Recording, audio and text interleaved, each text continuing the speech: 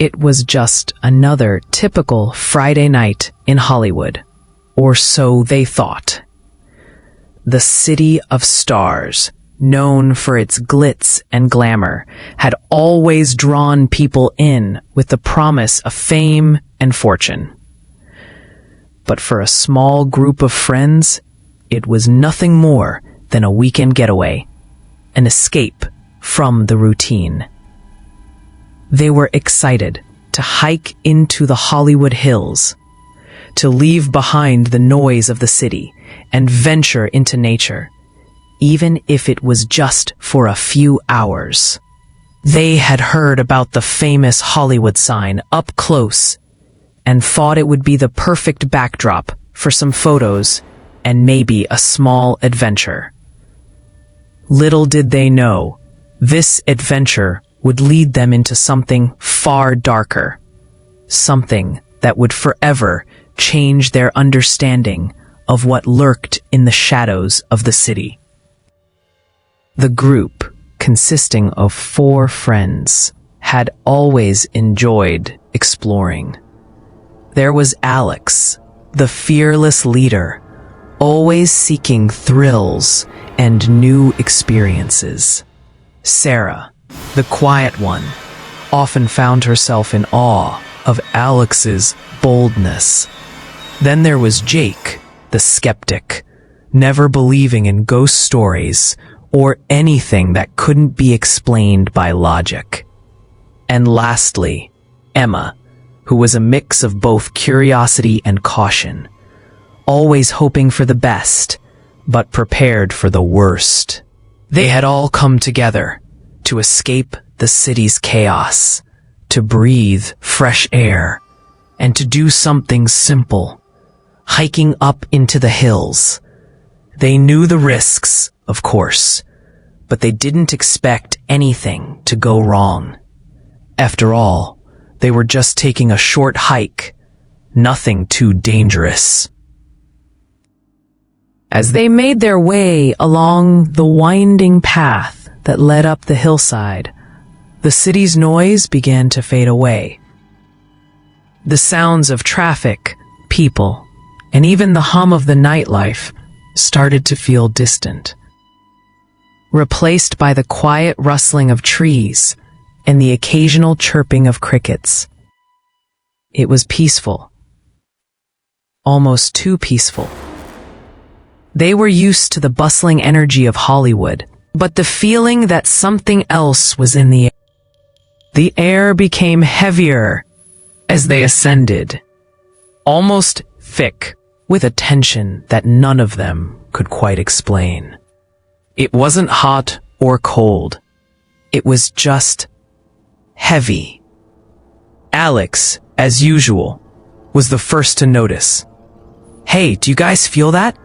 It's like the air is thick or something," he said, half joking, but a hint of unease in his voice. Sarah looked around, trying to shake off the odd feeling creeping up her spine. "It's probably just the elevation, the change in atmosphere. You're always the dramatic one, Alex," she replied, trying to brush it off. But Jake, who was typically the most practical of the group, stopped in his tracks. "Yeah, I feel it too. It's weird," he said, his voice lower than usual. "Like something is watching us." His words didn't make the others feel any better. Emma turned to look at him, raising an eyebrow. "Come on, you don't actually believe in that stuff, do you?" she teased. Jake shrugged, though his eyes flickered uneasily around the darkened hillside. "I don't know, but I don't like it. It feels like we're being watched." They continued up the trail, but the sense of unease only grew. The usual sounds of the forest, rustling leaves, distant animal calls, had become muted, almost non-existent. It was as if the night itself had swallowed every sound, leaving an eerie silence in its wake. Their footsteps, usually accompanied by the sounds of twigs breaking underfoot, now echoed unnervingly loud. In the stillness, it felt wrong, like they were intruding on something they weren't supposed to be a part of.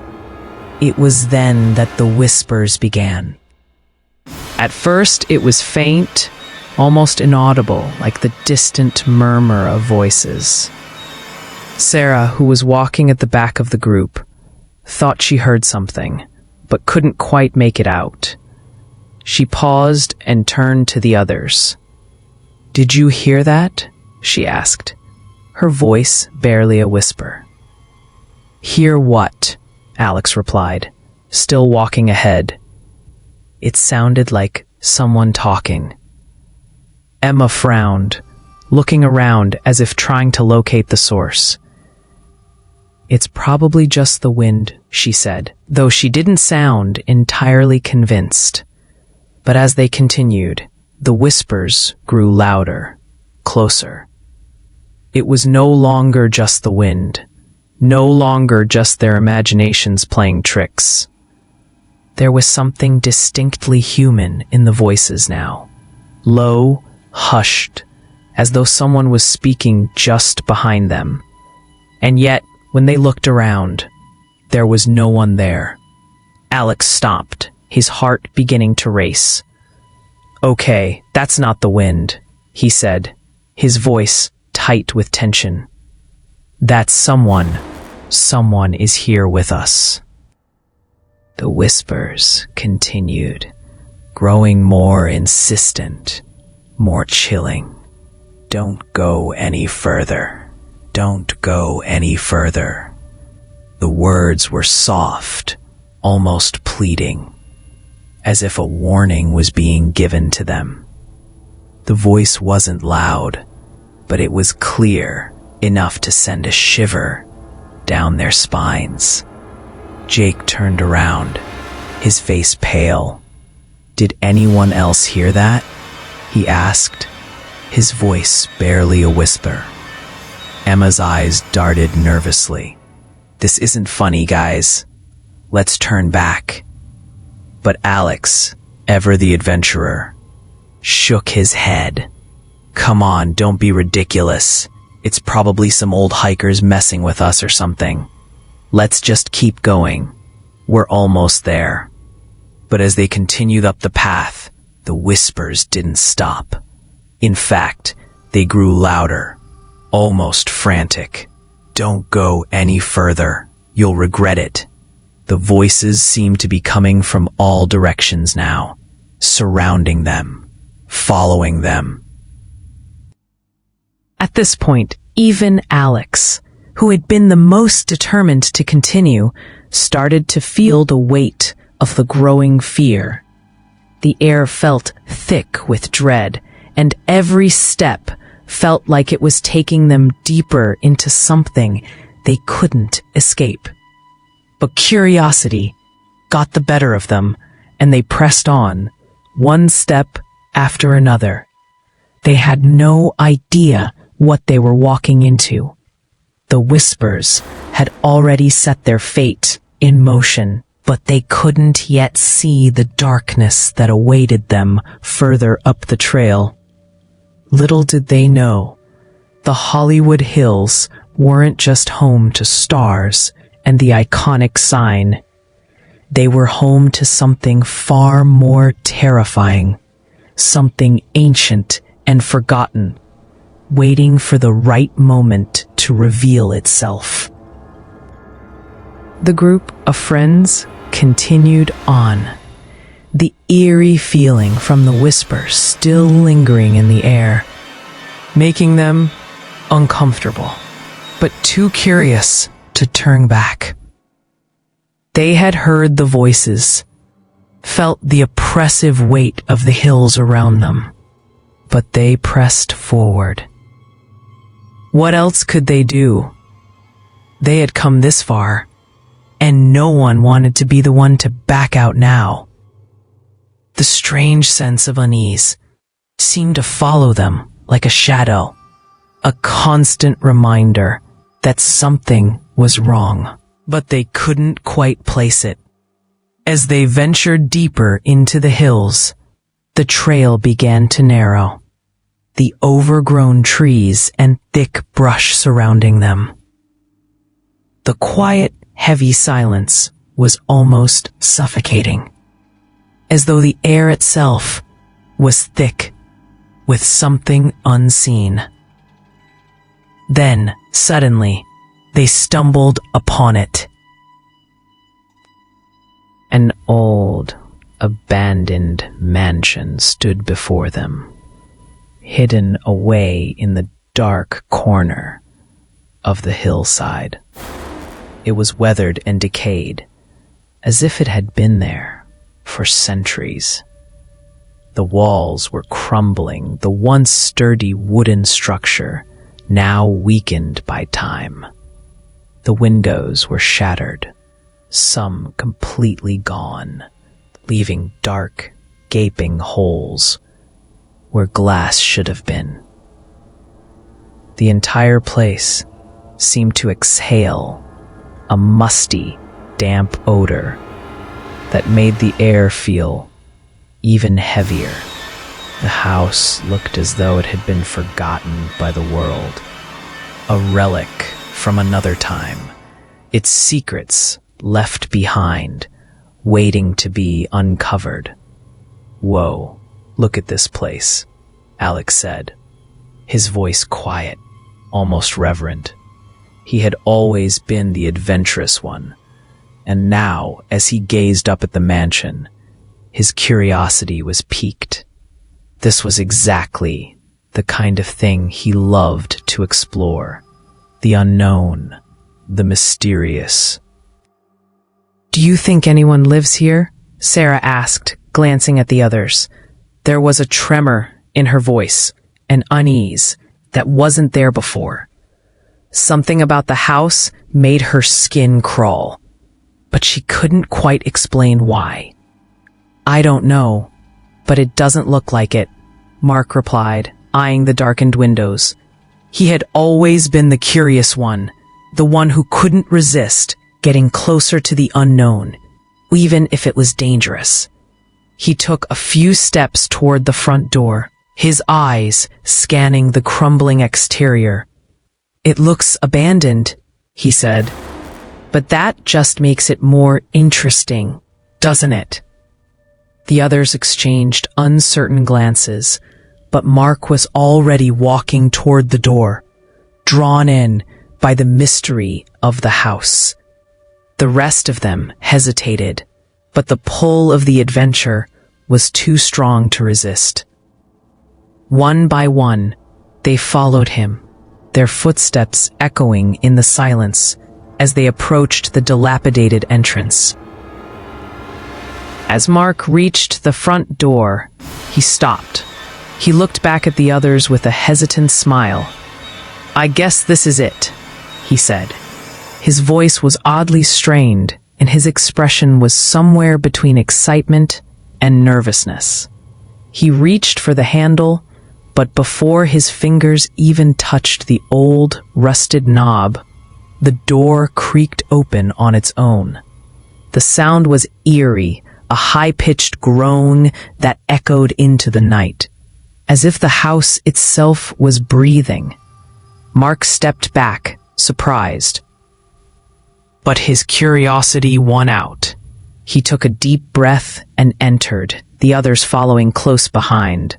The moment they crossed the threshold, the temperature dropped. It wasn't just a small change. It was drastic. It felt as though they had stepped into a different world, one where the air was thick and cold, the chill sinking deep into their bones. Their breaths became visible in the frigid air, and for a moment, they all froze, eyes wide in disbelief.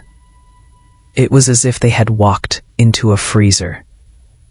But this was no ordinary cold. It was unnatural, as though the house had been untouched by time and the outside world for far too long. "Whoa," Jake muttered, his voice sounding muffled in the stillness of the room. "This is freaky." The others didn't respond. They were too distracted by the sudden, overwhelming sense of dread that had enveloped them. The room was dark, and the air smelled damp and stale, as if it had been closed off for years. The only source of light came from their flashlights, which cut through the darkness like a blade, casting long, shifting shadows along the walls. As they ventured further into the house, they felt something. It wasn't just the cold. There was an oppressive presence here, something unseen that seemed to be watching them, waiting. Every creak of the old wooden floorboards under their feet sounded louder than it should, as though the house was alive, groaning and shifting in response to their presence. The whispers, too, seemed to return, faint at first, but slowly growing louder, more distinct. "Can you hear that?" Sarah asked, her voice barely a whisper. Her eyes darted around the room, as though searching for the source of the sound. Mark paused and tilted his head, listening intently. The others fell silent, straining to hear. The whispers were low, almost like a hum, but they were unmistakable. It wasn't the wind or the house settling. It was something else. Something alive. "Don't go any further." The voice was clear now, as if someone was standing right behind them, whispering in their ears. "Who's there?" Jake demanded, spinning around, but no one was there. The room was empty, save for the decaying furniture and the dusty corners, where shadows clung to the walls. They all looked at each other, uneasy. The whisper stopped, replaced by the sound of their own breathing. But the tension was palpable, hanging thick in the air. "Let's just get out of here," Emma suggested, her voice trembling. She was already starting to back toward the door, but the others weren't moving. It was as if something was keeping them rooted to the spot. Mark was the first to move again. "Look," he said, his voice low but filled with a strange intensity. He had wandered toward the center of the room, where an old, blood-stained rug lay on the floor, partially hidden beneath layers of dust. It was faded, the red of the fabric darkened with age and what looked like dried stains. As Mark knelt to examine it, he found something else, a piece of something, hard, like a journal, wedged beneath the edge of the rug. "What is this?" Mark asked, lifting the journal from the floor. It was ancient, bound in what looked like weathered leather. The pages inside were yellowed and brittle, as if they hadn't been touched in centuries. The group crowded around him, their curiosity getting the better of them. The room felt colder still as they opened the journal. The words were written in a hurried, frantic scrawl, the ink smeared in places. The handwriting was unmistakable. "They were trying to warn us," Sarah murmured, reading aloud one of the passages. "The house is cursed. The souls of the damned are trapped inside. Don't come near. Leave while you still can." The words sent a chill through them. The dread they had been feeling now settling deep in their stomachs, but they couldn't leave. Not yet. Something about the journal, about the house itself, was pulling them in. The darkness, the presence, the whispers. They were all too powerful to ignore. They had come for an adventure, but now they were entangled in something far darker, something ancient. They could feel it. They weren't just in the house. The house was in them, and they could never leave. Not until the house had claimed them too. The group huddled around the dusty journal, their fingers trembling as they turned the brittle pages. The air was thick with anticipation and dread, and it felt as though the very walls of the mansion were closing in on them. The whispers had subsided, but a heavy silence had taken its place. A silence so dense it pressed down on their chest, making it difficult to breathe. As the words of the journal began to unfold, a terrifying story began to take shape. One that made the hairs on the back of their necks stand up. The mansion they had entered wasn't just a decaying relic of the past. It was a monument to something far darker. The journal's opening pages revealed that the house had once belonged to a wealthy Hollywood producer in the 1920s, a man whose name had long since been forgotten by history. The producer was known for his eccentric behavior and his obsession with wealth and fame. But there was something more sinister lurking behind his public persona. He wasn't just interested in the glamour of Hollywood. He was fixated on achieving power and immortality at any cost. According to the journal, the producer had been involved in a secretive cult that operated in the shadows of the entertainment industry. The cult, whispered about by a few brave souls, practiced blood sacrifices in a desperate bid to obtain the success and fame they desired. The sacrifices weren't just symbolic. They were literal. They believed that by spilling blood, they could invoke ancient forces that would grant them power beyond measure.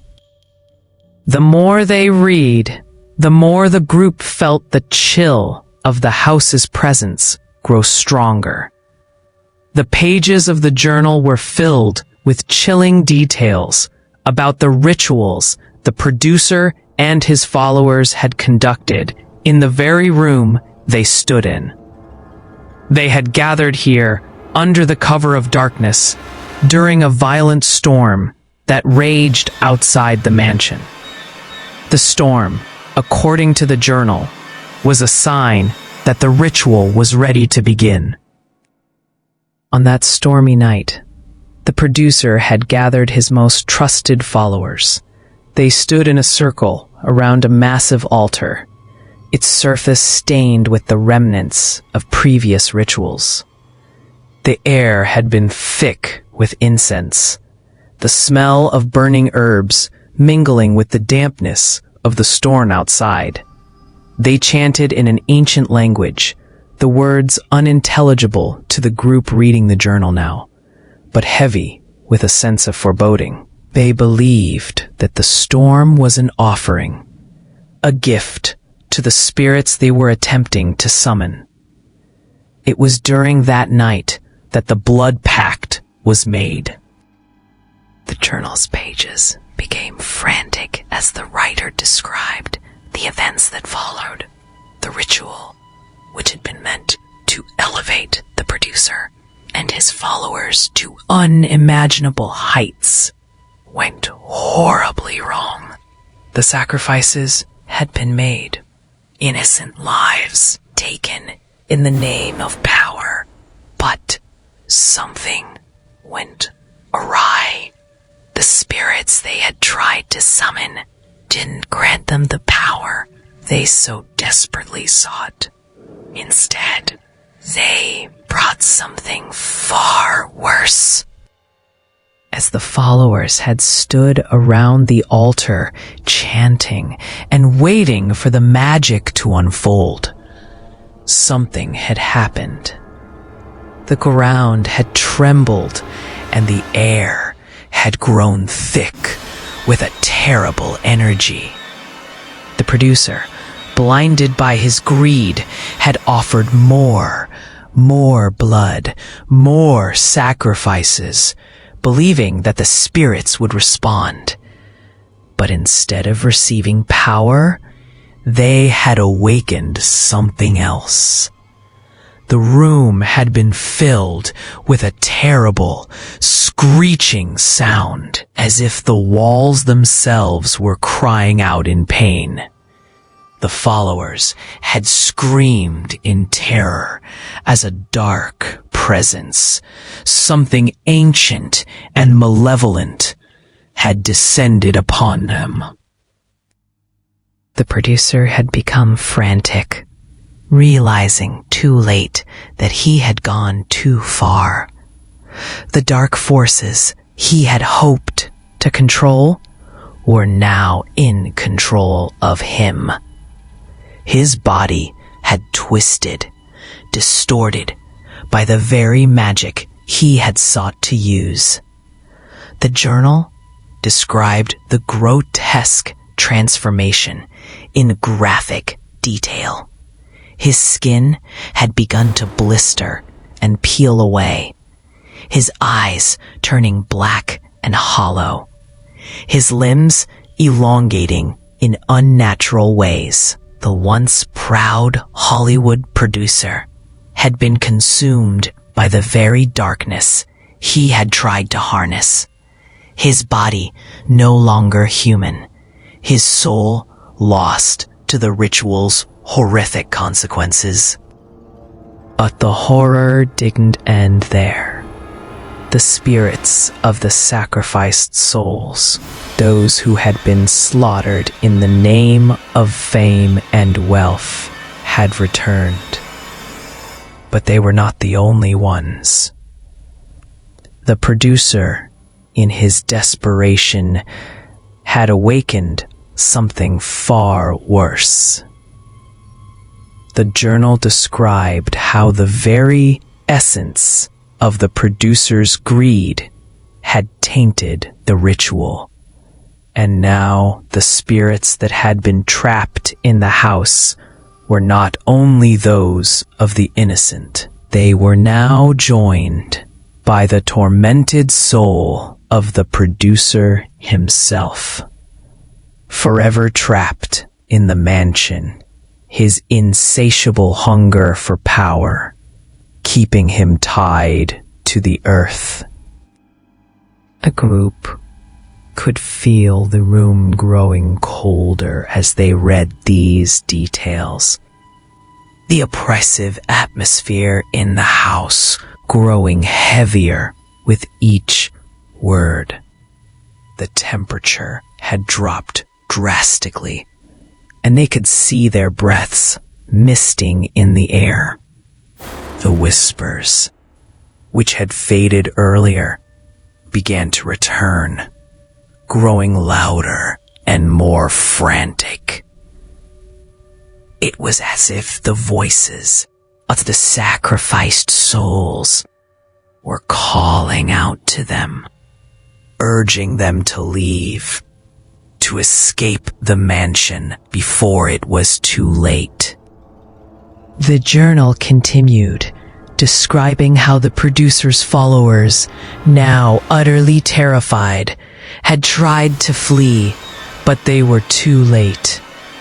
One by one, they were consumed by the dark presence, their bodies twisted and contorted as they fell victim to the same fate as their leader. The producer, no longer human, had become a creature of darkness, his form constantly shifting, his hunger never satisfied. The mansion had become a prison, not just for the producer's soul, but for all those who had been sacrificed in the name of greed and power. As the group read the final pages, they began to understand the true nature of the whispers they had heard.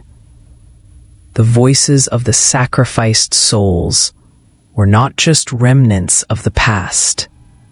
They were trapped in this world, forever unable to rest, their souls condemned to wander the halls of the mansion. And they were not alone. The producer, now a twisted, malevolent force, was still in the house, his insatiable thirst for power and control still driving him to claim more souls. The group's hearts pounded in their chests as they looked around the room, the oppressive feeling growing stronger. They could feel the presence of something terrible watching them, something ancient and evil. The whispers had become clearer, louder, and more desperate. They were no longer just warnings. They were pleas for help. Suddenly, the room seemed to shift. The walls seemed to close in around them, and the air grew thick with an unnatural heaviness. It was as if the house itself was alive, and the spirits that had once been trapped here were now aware of their presence. The shadows in the corners of the room seemed to stretch and writhe, taking on a life of their own. The group froze, the journal still clutched tightly in their hands. They realized, with a terrifying clarity, that the mansion was not just haunted by the spirits of the past. It was a prison, and they were the next to be trapped within it. The whispers grew louder, more frantic, urging them to leave. But the door they had come through was now gone, replaced by an impenetrable wall of darkness.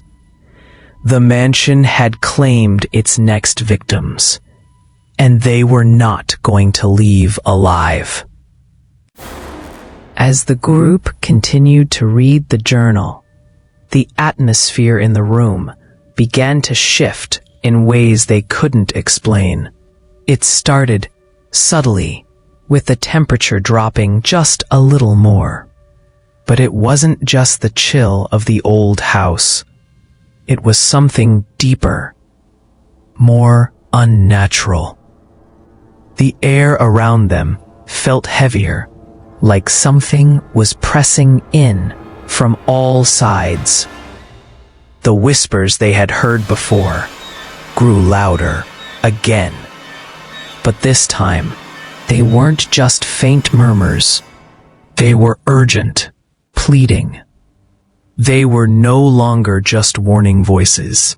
Now, they sounded like cries for help, desperate, shrill. The words were no longer coherent, blending into a symphony of confusion and terror, urging the group to leave. But it was too late. They couldn't move, couldn't stop reading. The room seemed to close in on them, as if the very walls of the mansion had a mind of their own, pulling them deeper into its cursed heart. The floorboards creaked ominously under their feet, echoing the whispers that seemed to surge through the house like an unstoppable tide. Their breaths came out in visible clouds, the cold now seeping into their bones, a cold that didn't feel natural. This wasn't the cold of a forgotten, abandoned house. was something older, something that had been waiting, watching, something that had been lying in wait for them. Then, as if on cue, the ground beneath them trembled. At first, it was a slight vibration, something they could dismiss as an aftershock, a natural occurrence. But the tremor grew stronger. It wasn't an earthquake. It was something else. The walls groaned as if they were alive, stretching and bending in ways that defied the laws of physics. The air thickened with a foul stench, a nauseating odor that hit them all at once, causing them to gag. It was the smell of decay, of rot, something foul that had been festering in the house for far too long. Mark, who had been holding the journal, screamed out suddenly, his voice laced with sheer terror. His body jerked violently, as if something invisible had grabbed him, pulling him toward the floor. It was like his body was being yanked by an unseen force, his feet leaving the ground, his legs twitching in spasms, his face twisted in agony as he fought to break free, his hands reaching out to the others in a desperate plea for help. But there was nothing they could do. "Mark!" Sarah shouted, her voice breaking as she reached for him. But as she tried to grab him, her hands passed right through his body. It was as if Mark had ceased to exist in the physical world. She could feel the warmth of his skin 1 second, and the next he was simply gone. His body nothing more than a wisp of smoke. "What the hell is happening?" she cried, her voice trembling as she stumbled back, her heart pounding in her chest. The rest of the group, just as panicked, reached out in desperation, but it was no use. Mark's body continued to convulse, his form growing more and more distorted, as if it were being torn apart by some invisible force. And then, just like that, he was gone. Vanished, without a trace, swallowed up by the darkness of the room. A stunned silence followed, the shock of Mark's disappearance settling over the group like a suffocating weight. They stood frozen for what felt like an eternity, their minds racing to process what had just happened. Was it real? Had they imagined it?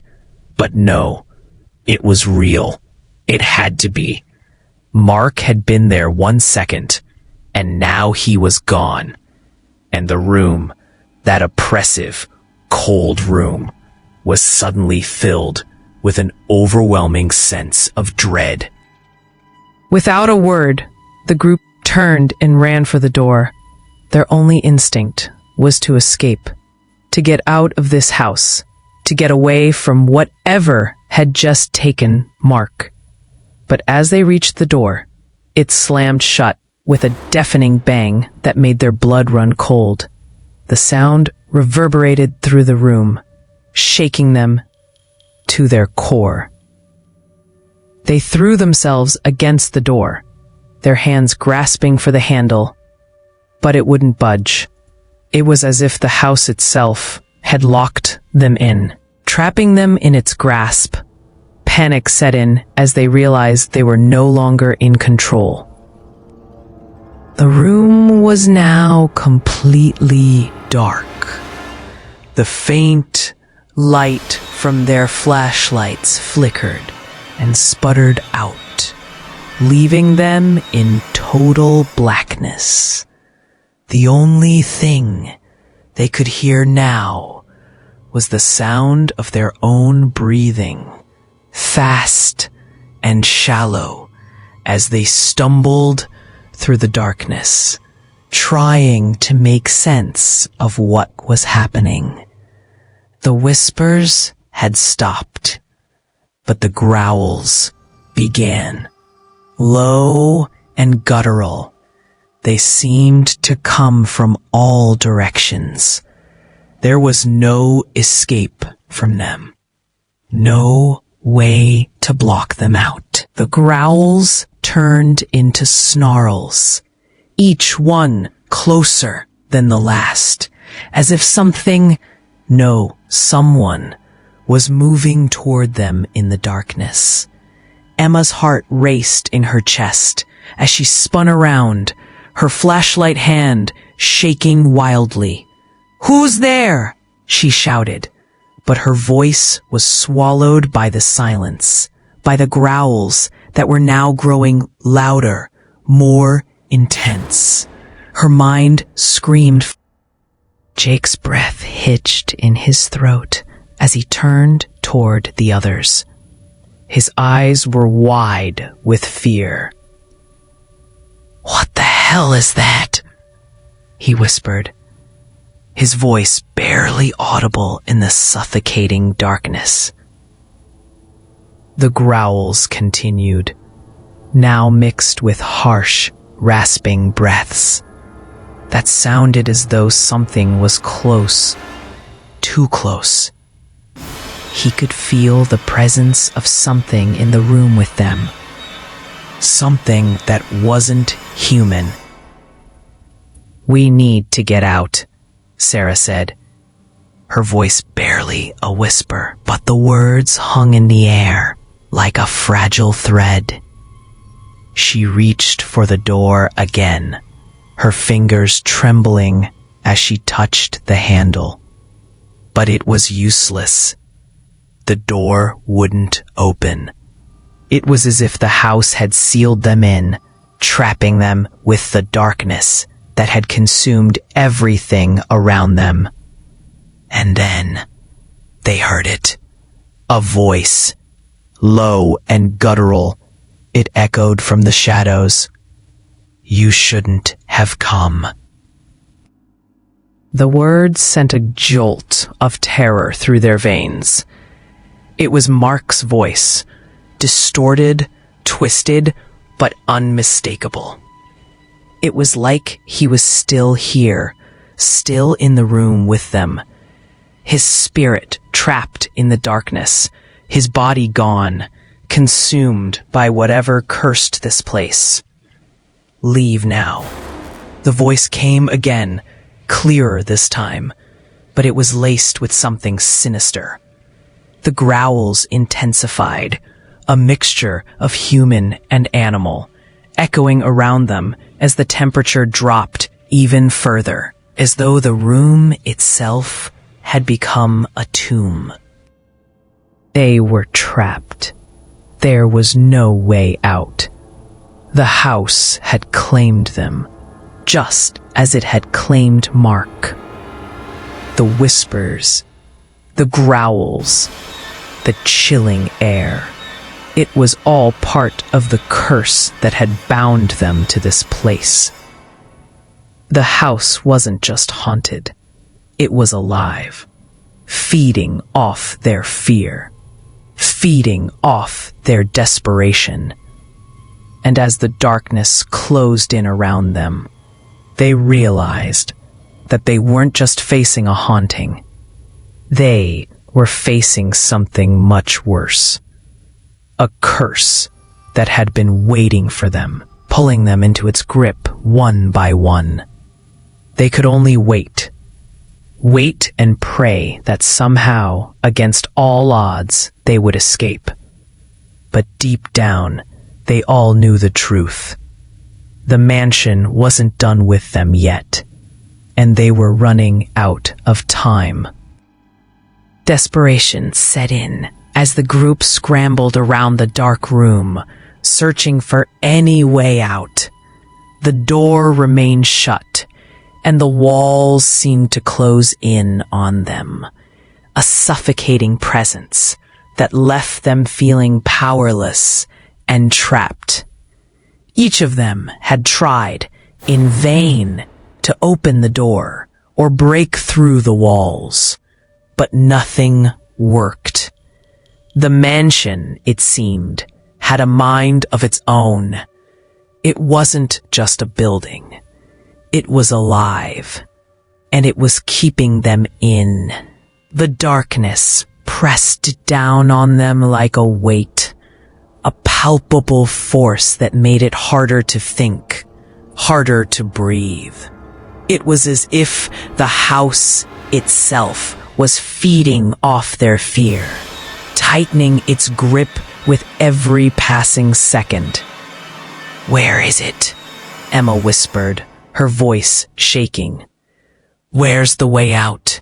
There has to be a way." Jake didn't answer her. He was pacing, his hand running through his hair, clearly frantic. His face was pale, and his eyes darted around the room, seeking something, anything, that might offer them a way to escape. The growls had stopped, but the silence that followed was even worse. It was too quiet now. It felt like the calm before a storm. And then, as if guided by instinct, Alex turned toward the far side of the room. In the corner, barely visible in the low light, was a narrow staircase that seemed to lead down. The faintest trace of hope flickered in his chest. He could see the dim outline of the steps descending into the darkness below. And for the briefest moment, he thought he saw a glimmer of light at the bottom. Perhaps it was another exit. Maybe the basement would lead them to safety. "We should go down," Alex said, his voice low but determined. The others looked at him, hesitating for only a moment before nodding. They had no other options. If there was a chance of escape, they had to take it. The steps creaked under their weight as they descended into the basement. The air grew colder the further they went down, and the walls seemed to close in around them. The stench of decay grew stronger, a mixture of old wood, mildew, and something much worse, something that smelled like death itself. The dim light from their flashlights barely illuminated the stairwell, casting long, eerie shadows that seemed to shift and move of their own accord. The deeper they went, the more oppressive the atmosphere became.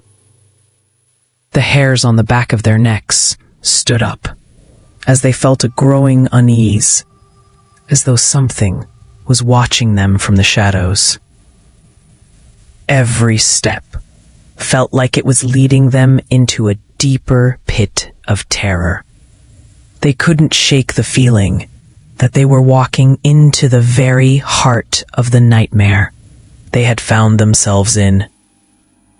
When they finally reached the bottom, they were met with a sight that made their blood run cold. The basement was vast, much larger than they had anticipated. The walls were lined with old portraits, each one depicting the same man, the Hollywood producer. His eyes followed them as they stepped into the room. His smile, twisted and sinister. Each portrait was framed in gold, though the frames were tarnished and covered in layers of dust. The man in the portraits looked almost alive, his eyes full of hunger and malice, as if he were watching them from beyond the grave. But the worst part wasn't the portraits. It was what lay ahead. In the far corner of the room, there was a stone altar, ancient and weathered, stained with what they assumed was blood. The altar was covered in strange symbols, carved deep into the stone. The symbols seemed to shift as they looked at them, like they were alive, their edges flickering in and out of focus. The symbols were unlike anything they had seen before, twisting, angular shapes that seemed to defy the laws of nature. They were not just decorations. They were a language that spoke of something dark, something ancient. This is where it happened, Sarah whispered, her voice trembling. She stepped forward, her eyes scanning the altar with a mix of dread and curiosity. The bloodstains on the altar were fresh, still dark and wet, as though the ritual had been performed just days ago, not decades. She could almost hear the faintest echo of chanting in the air, though it was more in her mind than in the room itself. But before they could react, before they could even process the horrors around them, a voice suddenly whispered in their ears. It was low, guttural, and filled with malice, a voice that sent chills down their spines. You shouldn't have come. Now you'll stay with us forever. The words hung in the air like a curse, a promise of something dark and unimaginable. It was the voice of the producer, the same voice they had heard before, only now it was distorted, twisted, as if it were coming from somewhere deep within the bowels of the earth. The voice was all around them, surrounding them, suffocating them. Before they could react, before they could even think, a shadow lunged at them.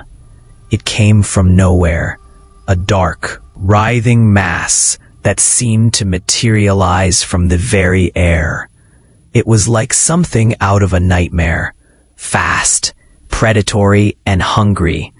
It moved with a speed that defied logic, a blur of blackness that reached out and snatched at them.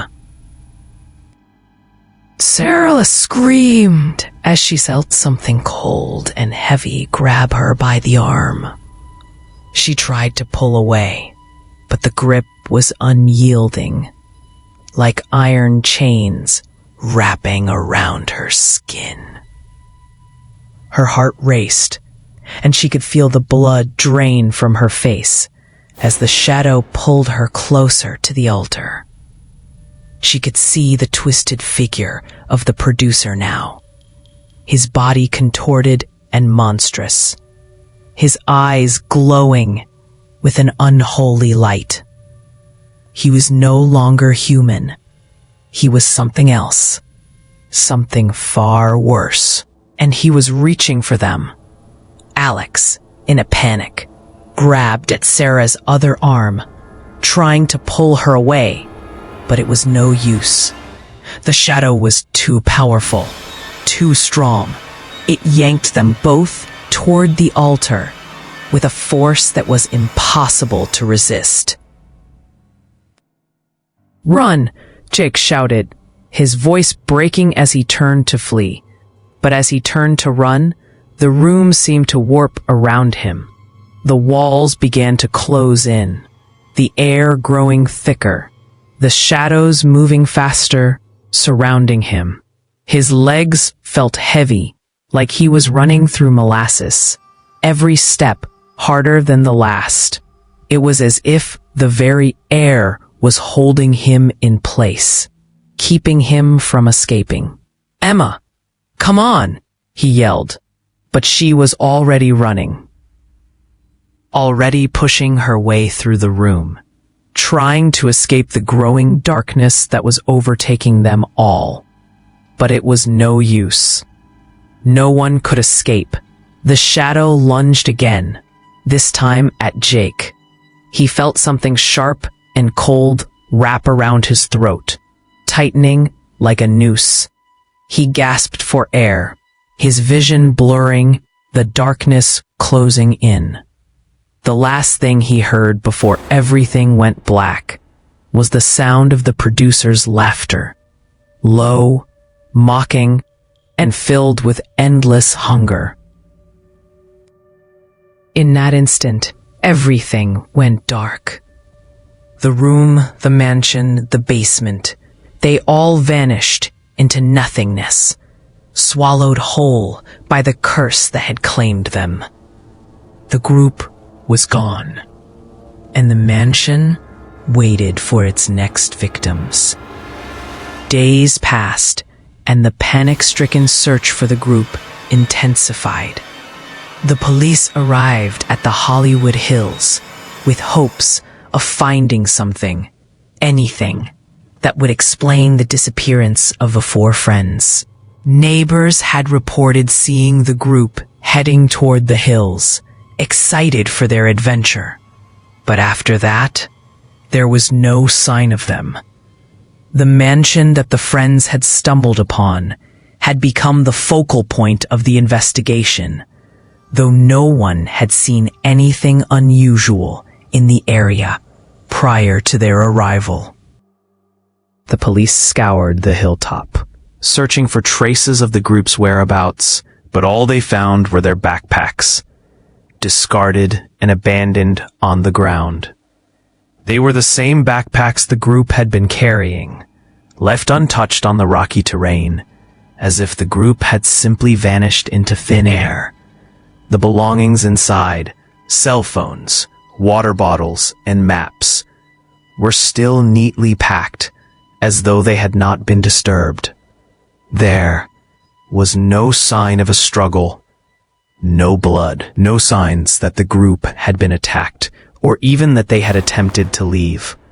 The backpacks told no story, offering only a chilling silence, one that seemed to mock the very idea of a search. The search for the group's bodies went on for days, but there was no sign of them. The mansion, once standing so proudly at the edge of the hill, had vanished as well. No one could explain it. No one could explain why it had appeared in the first place, or why it had disappeared. It was as if the building had never existed, erased from time and memory, swallowed up by the night. The authorities combed through the area, using dogs and helicopters to scour the nearby terrain. But the mansion was nowhere to be found. It was as if the earth had reclaimed it, and it had become nothing more than a ghost in the mist of the hills. The locals, those who lived near the hills, weren't as surprised by the disappearance. They had heard stories, whispered around campfires and over drinks in the local bars. They spoke of the mansion, of the strange happenings that had occurred there over the years, of the dark secrets buried deep within the hills. These stories had been passed down for generations, told to warn others, to keep them away from the cursed land. Some said the mansion had always been there, hidden from the world, waiting for the right moment to reveal itself. Others believed that it was a place where souls had been trapped, bound by the dark rituals of the past, forever unable to escape. Local legends spoke of the house's dark past. They said that the mansion had once been home to a powerful Hollywood producer, a man who had made his fortune not by the work of his hands, but by the blood he had spilled.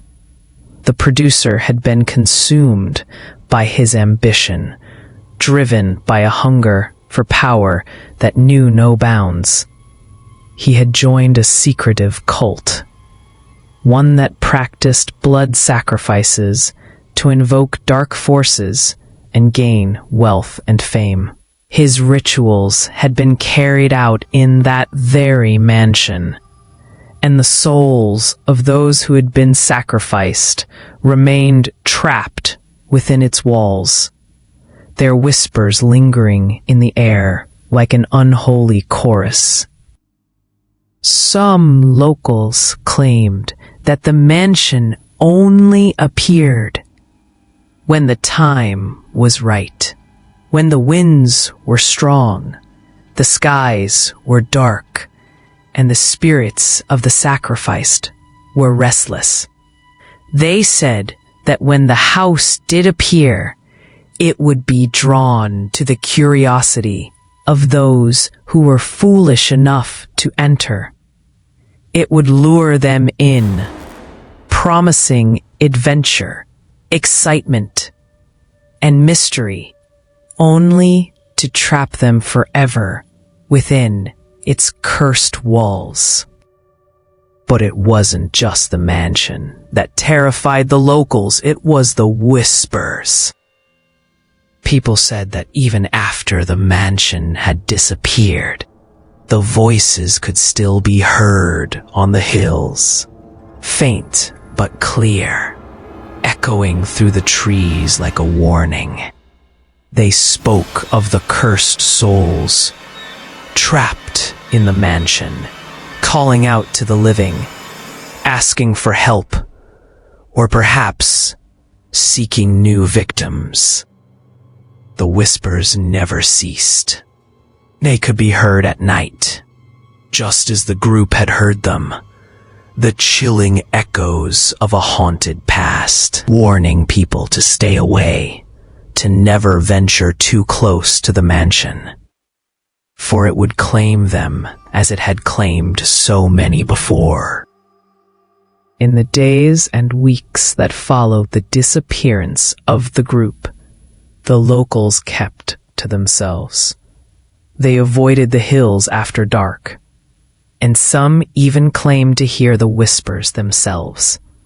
Some said the voices had grown louder, more insistent, as if the spirits were searching for someone to replace the group that had disappeared. Others said that the mansion would return, that it would show itself again when the time was right, to claim more souls and to continue the cycle that had been started long ago.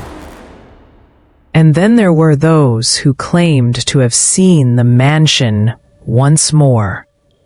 They spoke of catching glimpses of it from the corner of their eyes, of seeing it flicker in and out of existence, like a mirage.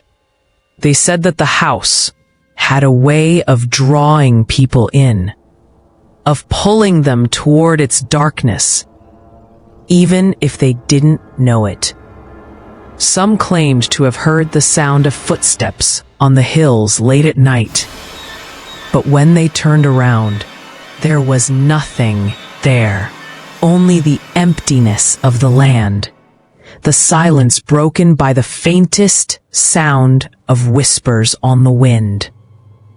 As for the friends who had disappeared, no one ever found their bodies. The police gave up their search, chalking it up as a mystery they would never solve. But the locals knew the truth. Whatever had happened to those 4 friends, they were now part of the mansion's dark history. They were another chapter in the bloody story of the producer and his cursed home. The mansion had claimed them, just as it had claimed so many before them. Some say the mansion still exists, hidden deep within the Hollywood Hills, waiting for the next group of curious souls to wander too close. The whispers, they say, never cease. They are always there, lingering in the air, a haunting reminder of the curse that still lives on. And those who venture into the hills after dark, no matter how brave or foolish, are never quite the same when they return. Some return with strange looks in their eyes. Others never return at all. The bloody truth: Hollywood's fame wasn't built on the movies or the stars. It was built on blood. The dark rituals, the sacrifices, and the twisted ambition of the producer created a legacy that would never die. The mansion, a symbol of that legacy, continues to haunt the hills, waiting for the next victim to come too close and become a part of the darkness. The curse lives on, echoing through the Hollywood hills, forever whispering in the night.